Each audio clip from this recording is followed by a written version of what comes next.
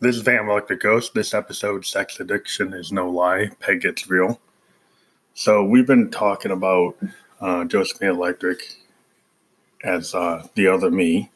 She is a creation of my synthesis experiments. And, she has been a way for me to release my fantasies and my alternate reality as, finding the female part of my personality. It was kind of an accident that I found her voice through the JDXI. I'd written a lot of poetry and created characters that are part of this short story I wrote back when I was in college. But the root to Josephine has always been that I've had, an issue with sex addiction. And Josephine has kind of represented that part of my personality and been able to kind of mask it in her character and, have her do all this outrageous stuff. But what's really, true is, when you have an addictive personality and you sometimes, do harm to yourself, you do harm to other people in terms of the sociology of it.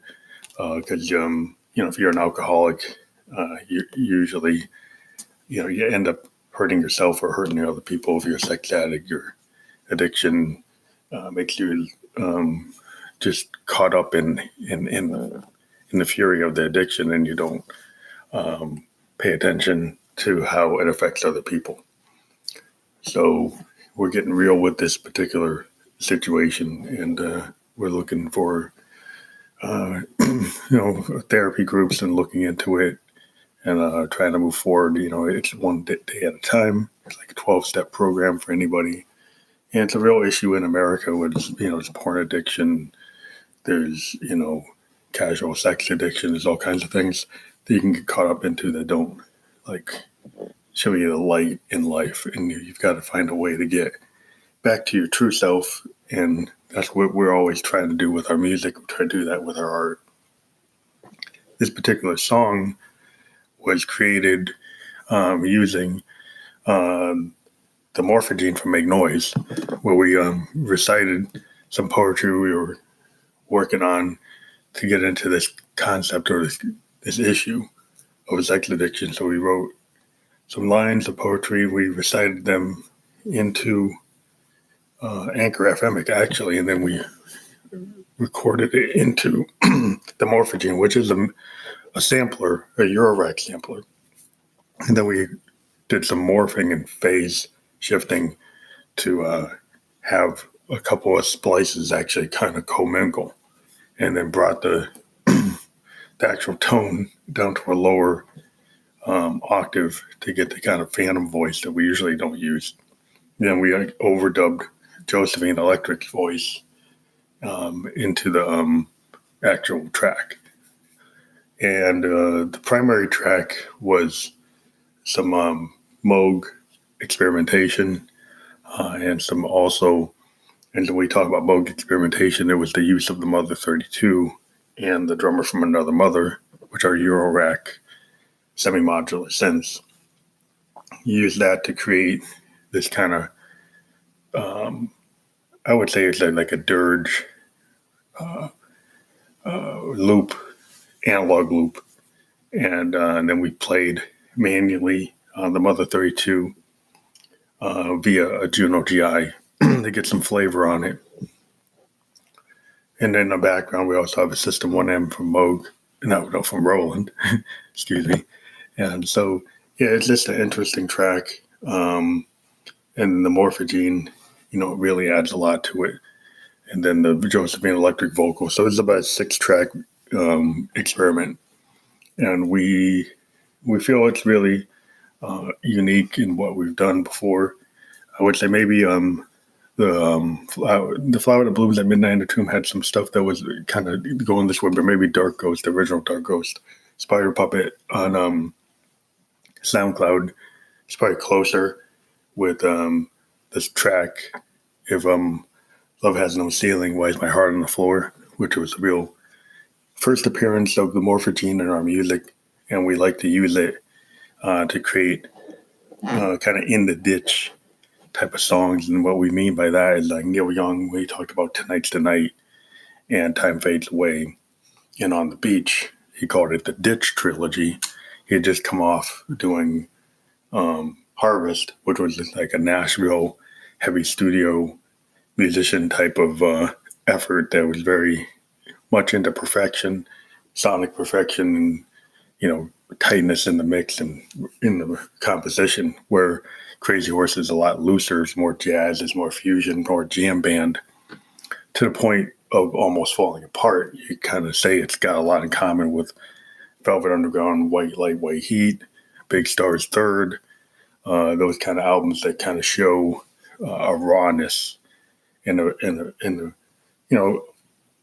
an honesty in the music, to be willing to put out the imperfections, because sometimes the imperfections are beautiful and they tell a story that sometimes if you go back and try to make something perfect, which I think is a criticism of the DAW.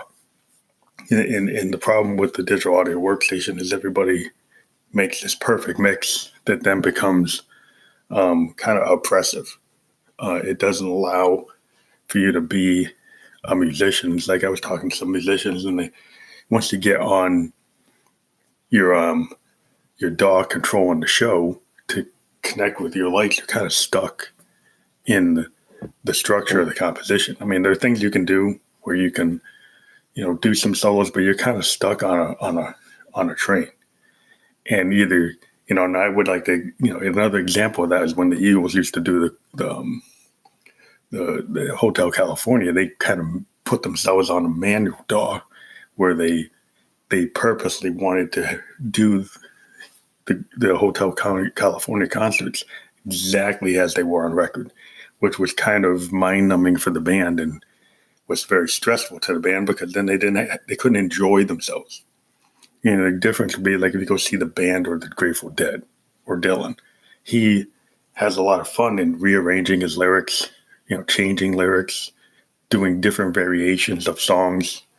And I think that's part of being a musician, is like every time you go out and you do your song, you try to give the fans what they want, but you also try to give yourself what you want.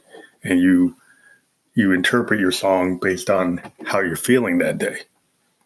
And I think the audience, I think when they realize, that, they can receive and give as much as the musician does, when you realize that an artist is going to, be a better artist if they can be free in the way that they write, but if you're dealing with top 40, top 10, people are kind of stuck with giving you exactly what you heard on the album. When you get to the bottom 100, you get to indie rock and indie bands, people are more willing to listen to a band kind of stretch out. And it was expected when you listen to it, like bands like the Allman Brothers or Eric Clapton, or even Prince. I mean, I've seen Prince. He used to reinterpret Kiss, his famous song. He never played it like the studio version ever. He never actually played it that way. He'd like to reinterpret his songs and actually play them differently, which I appreciate, because I don't necessarily need to hear it like it's on record, because I can just go listen to it on record. If I go see him, I want to see a variation, which, I don't, some music fans, you wonder if they're music fans or they're just kind of like hipster fans that just want to be in on what's popular. And then what happens is, like, once the artist doesn't do what they expect, then they kind of drop them. I have a tendency to follow artists through their whole career and like the changes they go through. Because like every person's a human being, and as you see an artist develop, they'll go through phases. And those phases, to me, are interesting. It's like REM's IRS years versus their Warner Brother years. And then when they went to Monster, like this idea that they wanted to get really heavy. So, it's interesting that the new Monster compilation came out. It's very expensive, though. It's like $75. But, it's a point in time. I would say the Life's a Rich pageant, I thought, was pretty hard.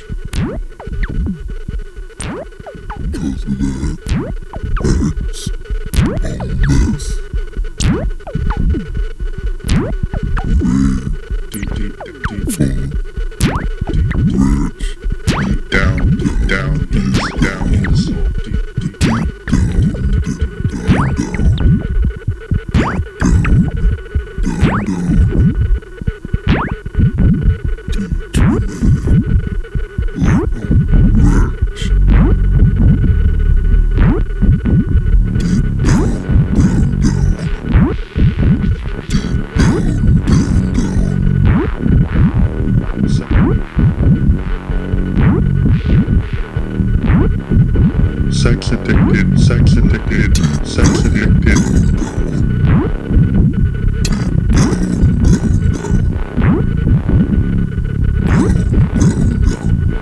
Sex addicted, sex addicted. Sex addicted, sex addicted.